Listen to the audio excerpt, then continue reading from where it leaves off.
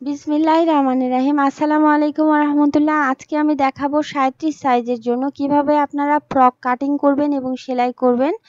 এই ফ্রকটা স্পেশালি আমি প্রেগনেন্ট মহিলার জন্য তৈরি করেছি। যাই হোক, আমি এখানে ডিটেইলিং এ দেখিয়ে দিয়েছি।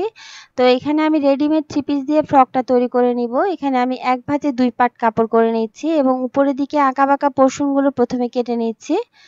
এভাবে করে আমি প্রথমে মেজার করে নিচ্ছি। টোটাল নিতে হবে আমাদের 18 ইঞ্চি পরিমাণ। উপরের দিকে হাফ ইঞ্চি, নিচের দিকে হাফ ইঞ্চি এবং মেইন বডি থাকবে হাফ বডি 17 ইঞ্চি।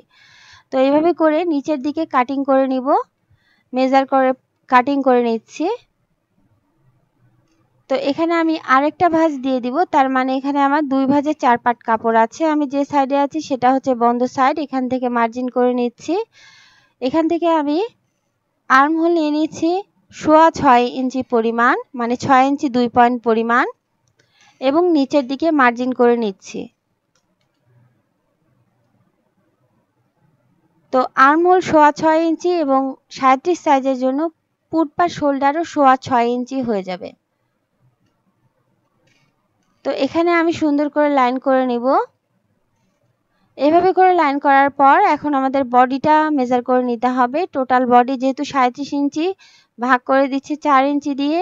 এখানে আমাদের 9.5 ইঞ্চি আছে এবং এক্সট্রা করে 1 ইঞ্চি নিচ্ছি। এখন আমি শেপ স্কেল দিয়ে শেপ করে দিব। আর কোমরের মেজারমেন্টটা করে নিয়েছি আমি 1 ইঞ্চি কম। আপনারা আপনাদের কোমরের মেজারমেন্ট অনুযায়ী নিয়ে নেবেন। তো এখানে আমি 3 থেকে 4 ইঞ্চি উপরের দিকে শেপ স্কেলটা ধরে নিয়েছি লুজ ফিটিং এর জন্য। তো এখন আমি আর্ম হোলটা শেপ করে নিব।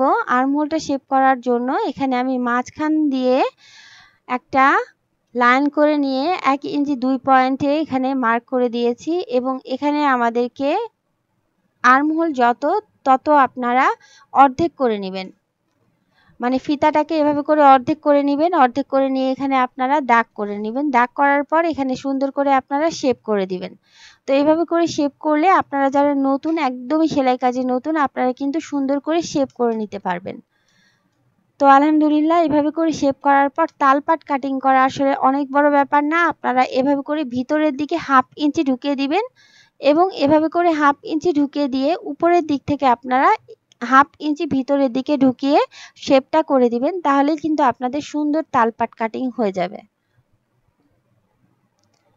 তো আলহামদুলিল্লাহ, এভাবে করে সুন্দর করে তালপাট কাটিং করার পর আমি গলাটা মেজার করে নিব। গলাটা মিডিয়াম দিচ্ছি। 5 ইঞ্চি 2 পয়েন্ট সামনের গলা দিচ্ছি, মানে 5.25 ইঞ্চি লম্বা দিচ্ছি সামনের গলার হাইট এবং পিছনের গলার হাইট দিচ্ছি হচ্ছে 2.5 ইঞ্চি পরিমাণ এবং সাইডের গলা এখানে আমি 2.5 ইঞ্চি পরিমাণ ধরে নিব।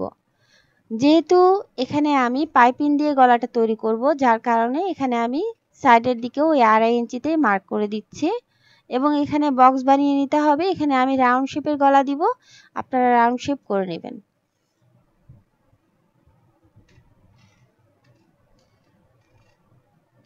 খুবই সহজ, হালকা করে কার্ভ করে দাগ করে দিলেই কিন্তু আপনাদের রাউন্ড শেপ হয়ে যায়।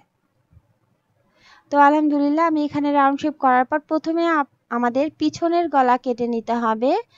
দেন আমাদের তালপাট কাটিং করা যাবে না। তালপাট আমরা সামনের পার্টে করব, মানে ফ্রন্ট যে পোর্শনটা, সেই পোর্শনে আমাদের তালপাট কাটিং করতে হবে এবং সামনের গলা কাটিং করতে হবে। তো এখানে সুন্দর করে আমি কাটিং করে নিলাম। সাইডের দিকের পোর্শনগুলো আমি কাটিং করে নিলাম। সো এখন আমাদের সামনের গলা এবং আমাদের তালপাট কাটিং করার জন্য প্রথমে আমাদের সামনের পাটটা এভাবে করে বসিয়ে নিতে হবে। দেন আমাদের তালপাটটা কাটিং করে নিতে হবে এবং সামনের যে গলাটা সেটাও কিন্তু কাটিং করে নিতে হবে।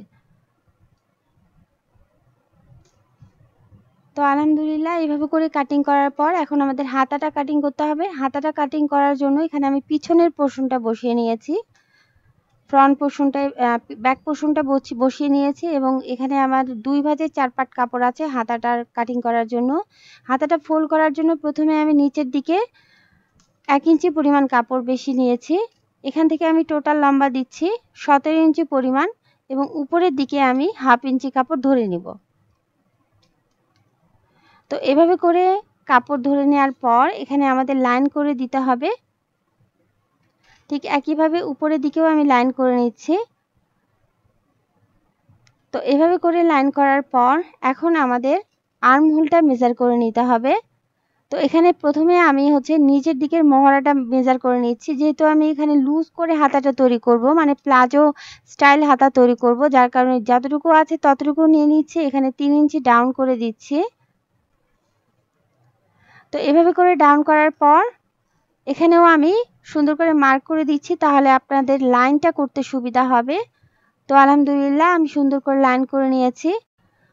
তো এখন আমি আর্ম হোলের শেপটা মেজার করে নিচ্ছি, এখানে শেপ অনুযায়ী দাগ করে দিচ্ছি। এখন আমাদের হাতাটার শেপটা করে নিতে হবে।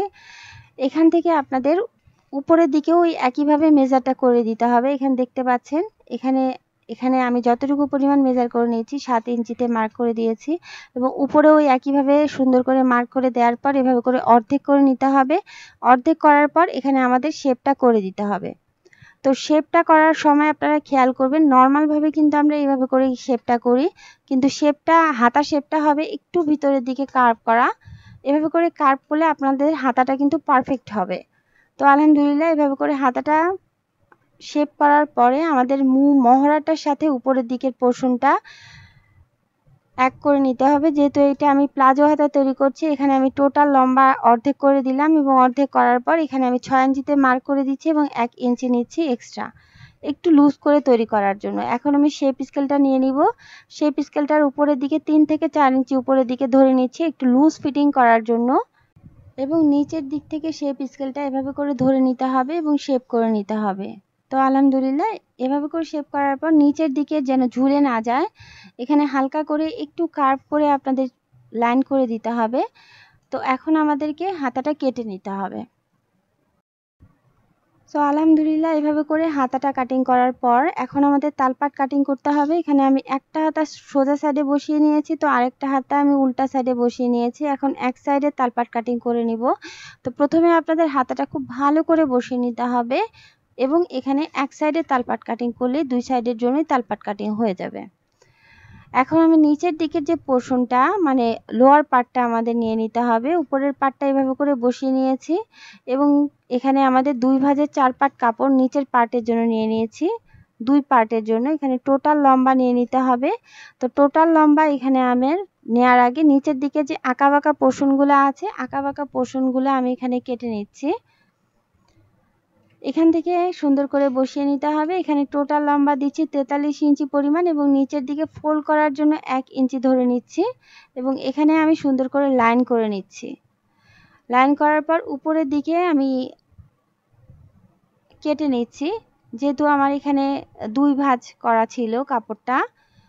এভাবে করে কাটিং করার পরে এখানে আমি মিডিল বরাবর ছোট্ট করে কাট বসিয়ে দিচ্ছি। এখন আমাদের এখানে প্লেট করে নিতে হবে। এখানে 2 ইঞ্চি 2 ইঞ্চিতে গ্যাপ করে নিয়েছি, এবং এখানে আমি সুন্দর করে এভাবে করে প্লেটটা প্রথমে তৈরি করে নিয়ে এখানে আমি আয়রন করে দিব। 2 সাইডে এভাবে করে আয়রন করে দিব। এভাবে করলে আপনারা যখন প্লেটটা তৈরি করবেন তখন আপনাদের খুব সহজভাবে আপনারা সেলাই করে নিতে পারবেন। তো এখন আমি সুন্দর করে প্লেটগুলো খালি দাগ অনুযায়ী বসিয়ে নিচ্ছি, এবং এখানে আমি সেলাই করে নিচ্ছি।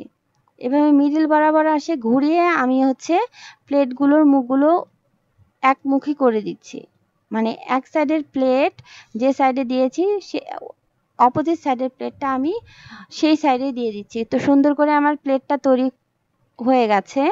তো এখন আমি মেইন পার্টের সাথে নিচের প্লেটগুলো লাগিয়ে নিব। তো মেইন পার্টটাকে এভাবে করে কুচি পাটটার সাথে বসিয়ে নিয়েছি, এবং এখানে আমি সেলাই করে নিব। তো এখানে সুন্দর করে ধরে নিচ্ছি, এবং এখানে আমি সেলাই করে নিচ্ছি। এখানে আমি ডাবল সেলাই দিয়ে নিব। এখানে আমি এক সাইডে সেলাই করার পর উল্টে দিব, উল্টে দেওয়ার পরে এখানে আমি সুন্দর করে ডাবল সেলাই করে দিচ্ছি।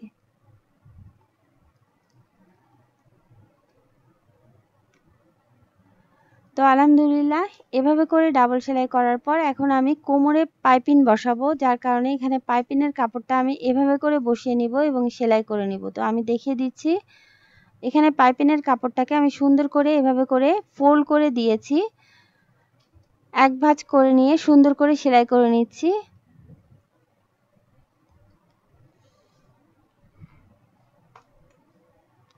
খুব ভালো করে ধরে নিতে হবে, এবং এখানে আমাদের সেলাই করে নিতে হবে। তো আলহামদুলিল্লাহ এইভাবে করে সেলাই করার পর এক্সট্রা অংশটা কেটে নিতে হবে। কেটে নেওয়ার পর এখন আমাদের পাইপিংটা উল্টে দিতে হবে।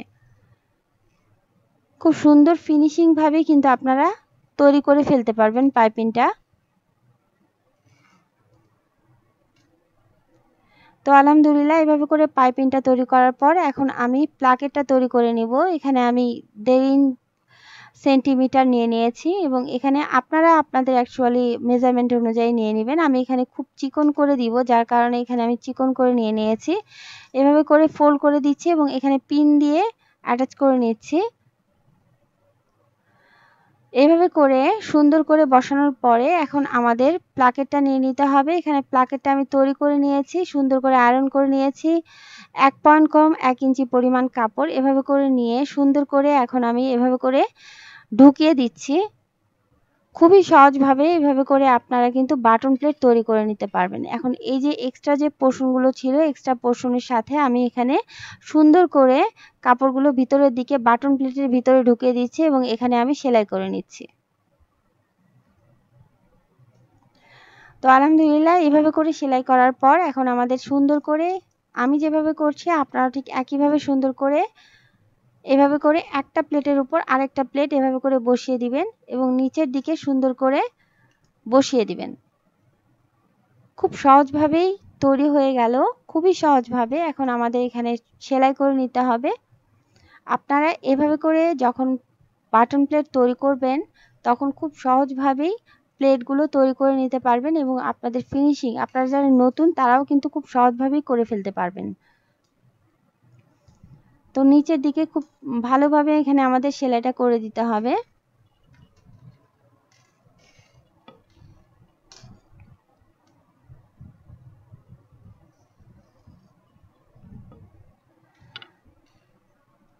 তো আলহামদুলিল্লাহ এভাবে করে সেলাই করার পর আমার তৈরি হয়ে গেল বাটন প্লেট। খুবই সহজভাবে এখানে আমি তৈরি করে নিয়েছি। দেখেন একদম সুন্দরভাবে কিন্তু তৈরি হয়ে গেছে। তো এখন আমি পাইপিংটা লাগিয়ে নিব। তো পাইপিং লাগানোর জন্য এখানে আমি মার্ক করে দিচ্ছি, মানে যতটুকু পরিমাণ আমার পাইপিংয়ের জন্য দুই সাইডে আমি ততটুকু পরিমাণ মেজার করে এখানে আমি সুন্দর করে দাগ করে নিয়েছি এবং এখানে আমি সুন্দর করে সেলাই করে দিচ্ছি। এখানে খেয়াল করবেন, এখানে আমি মেইন পার্টটাকে উল্টা সাইডে নিয়েছি এবং পাইপিংয়ের কাপড়টাকে উল্টা সাইডে করে নিয়েছি, যেহেতু আমি একটু মোটা করে পাইপিং দিব। এখানে আমি একটা পাইপিং আপনাদের তৈরি করে দেখাচ্ছি। এই একই নিয়ম ফলো করে আপনারা আদার্স পাইপিংগুলো তৈরি করে নেবেন। এখানে এক্সট্রা পাইপিংটা কেটে নিলাম এবং একইভাবে আমি প্লেটের যে অপোজিট সাইডে ওই একইভাবে আমি পাইপিংটা লাগিয়ে নিচ্ছি। এখানে পাইপিংটা লাগিয়ে নিচ্ছি আমি উল্টা সাইডে এবং পাইপিংয়ের কাপড়টা আমি উল্টা সাইডে ধরে নিয়েছি এবং এখানে আমি নেকে খুব ভালোভাবে আস্তে আস্তে করে বসিয়ে দিচ্ছি, মানে সেলাই করে নিচ্ছি।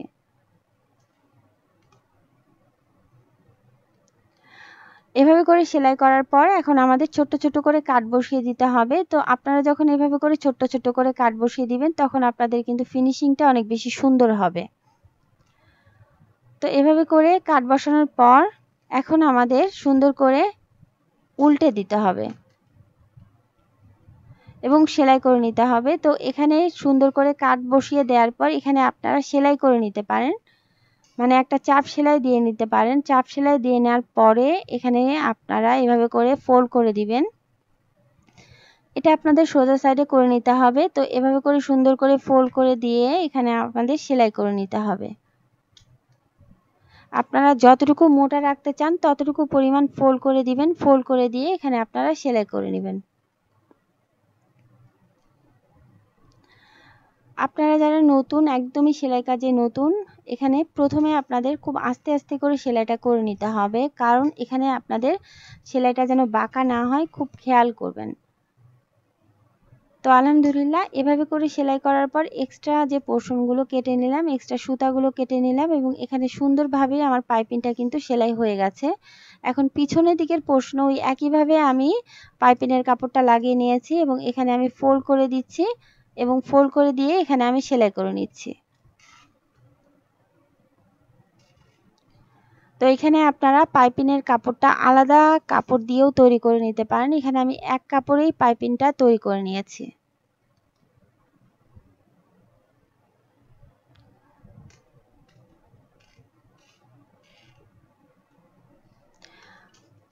আলহামদুলিল্লাহ আমার পিছনের পোর্শনও খুব ভালো করে পাইপিংটা তৈরি করা কমপ্লিট। এখন আপনারা এখানে আয়রন করে নিতে পারেন। এখানে আমি আয়রন করে নিয়েছি।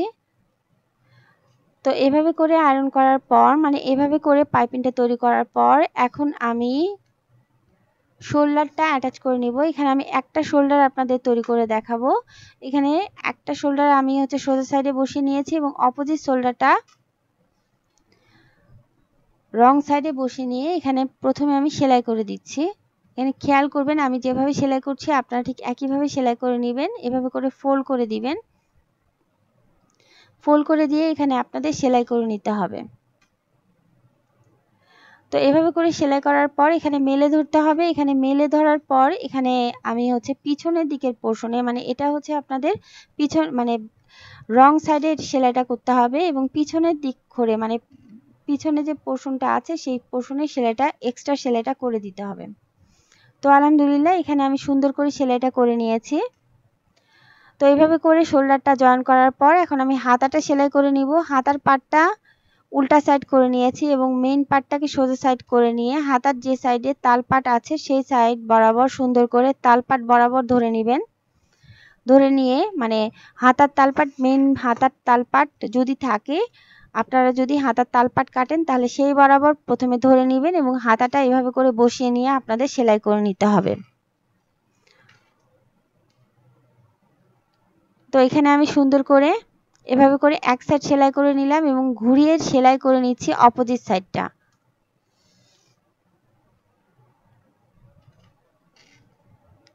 নিচের দিকের পোর্শনটা ধরে নিতে হবে। এখানে সুতাটা কেটে নিলাম।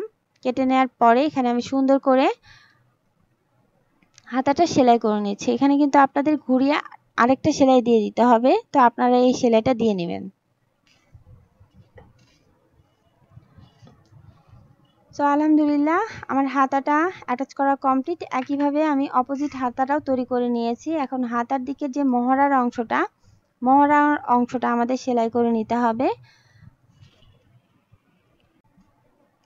এখানে মহড়ার অংশটা এভাবে করে আমি মেলে ধরেছি এবং এখানে প্রথমে আমি একটা ফোল্ড করে দিব। খুবই অল্প পরিমাণ কাপড় ধরে এখানে আমি ফোল্ড করে দিয়েছি এবং এখানে আমি সেলাই করে নিচ্ছি। তো আলহামদুলিল্লাহ এভাবে করে আমি একটা সেলাই করার পরে এখানে আমি এক্সট্রা সুতাগুলো কেটে নিয়ে এখানে আরেকটা ফোল্ড করে দিচ্ছি এবং এখানে আমি সেলাই করে নিচ্ছি।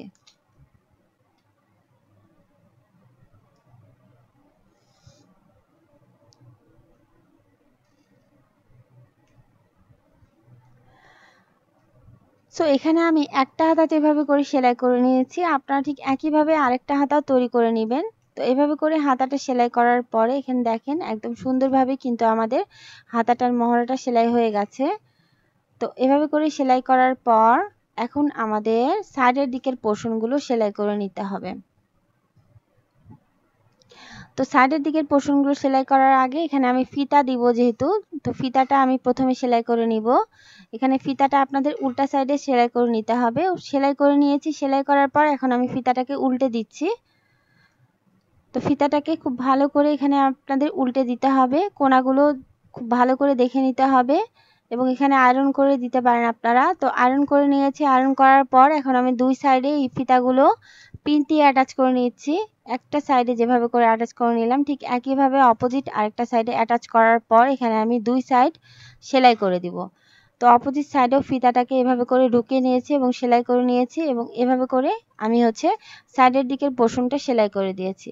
তো এভাবে করে দুইটা সাইড সেলাই করার পর এখন আমি নিচের দিকের পোর্শনগুলো এখানে আমি সেলাই করে দিব। তো দুই ফোল্ড করে সেলাই করে দিয়েছি। আশা করছি আপনারা সেলাই করে নিতে পারবেন।